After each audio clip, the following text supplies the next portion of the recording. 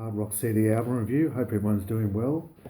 Now, the album we're going to look at today is by the band Firehouse, and this is their debut album. It was released in 1990.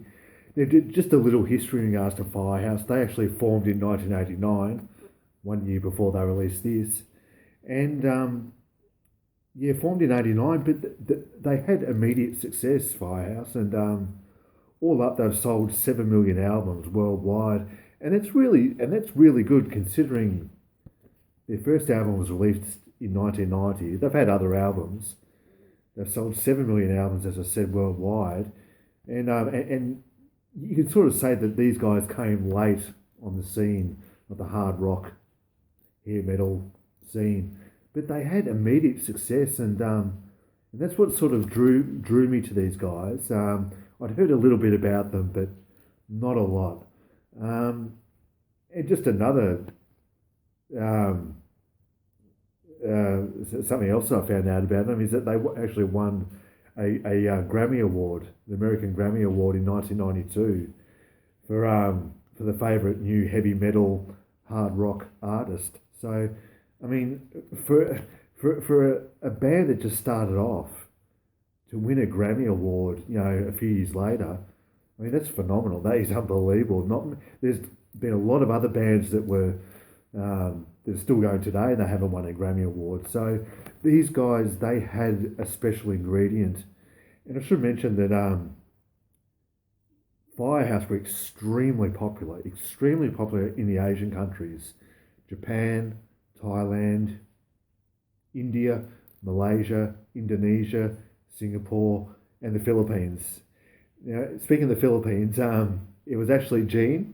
I remember Jean told me about this band and how there's a couple of the songs that she loved on this album, from this band. And there's also another guy that I work with. I work in the hospital, and he loves Firehouse as well. So that sort of drew me into it as well. So thank you, Jean, and thank you, the guy in radiology. I might say his name, Patrick.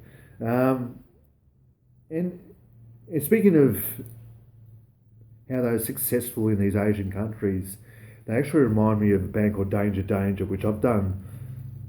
Well, I'll be doing videos on them anyway. I've got a few of their albums. And Danger Danger were massive in Japan. So it's funny how these American bands can sometimes do even better in the Asian countries compared to America, but that's just the way it works. But with this album, debut album released in 1990, I'll just read the songs off this album. We've got Rock on the Radio, All She Wrote, Shake and Tumble, Don't Treat Me Bad, Ought to Be a Law, Lover's Lane, Home is Where the Heart Is, Don't Walk Away, Seasons of Change, Overnight Sensation, Love of a Lifetime, and Helpless. I've got the guys here. It's a bit hard to see, but we'll have a go anyway. Let's see. Okay, there we've got Perry Richardson, who's the bass guitarist and backing vocals. Now, Perry actually left the band in the year 2000. Now, he actually joined the band Striper. I don't know whether you guys have heard Striper. I've got two of their albums, so I'll do reviews on them. But Striper were they're actually a Christian hard rock band, but they had huge success in the 80s. So Perry Richardson there. Next to him is CJ Snare, lead vocals and keyboard. Next to him is Michael Foster, drums. And at the end there is, here we got Bill Levity, guitars and vocals. As I said, there's might see a bit clearer there. So Perry, CJ, Michael, and Bill. Look, this album sold 2 million albums by itself. And they got a massive hit song that all Firehouse fans will know and love. It's called Love of a Lifetime. Now, this actually will reach number 5 on the US Billboard charts as a single. That's unbelievable. And Actually, not number five, number three. Sorry, number three. Yeah. They also had another single called "Don't Treat Me Bad," which reached number 19 on the US Billboard charts, and another song called "All She Wrote," which reached number 58 on the Billboard chart. So all in all, these guys did really well. Not only the album sales, but singles as well. And all up, this whole album reached number 21 on the American Billboard chart. So they even did better than a lot of the other bands who had already established themselves. You know, bands who had even formed, you know, way before these guys. So as I said, these guys had a special ingredient. Now, in regards to favourite songs, I can honestly say that all of the songs, all 12 songs on this album, are really good. There is no bad songs. Usually on an album, you might get a few iffy type songs that aren't exactly crash hot, but this album, it flows so well from start to finish. It captures your attention, and that's quite rare. So, in regards to the songs, look, the favourite songs, I mean, it's a bit hard to pick the favourite songs because, as I said, they're all very good. Seasons of Change, that's a really nice acoustic instrumental. It's an instrumental song, there's no singing. It's at the start, it's got a sort of like a Spanish flamingo type guitar playing, and then it goes into a mellow type sound. It's really good. It breaks up the album. It's stuck in the middle. The song's in the middle of the album, but it breaks it up really well. Another favourite song, Lover's Lane. It's got a really great kick drum. The bass kick drum to this song just pulsates. It's like a racing heartbeat. It's unbelievable. You can't help tapping your foot to it. It's unreal. And it's got the really impressive guitar playing by Bill Levity.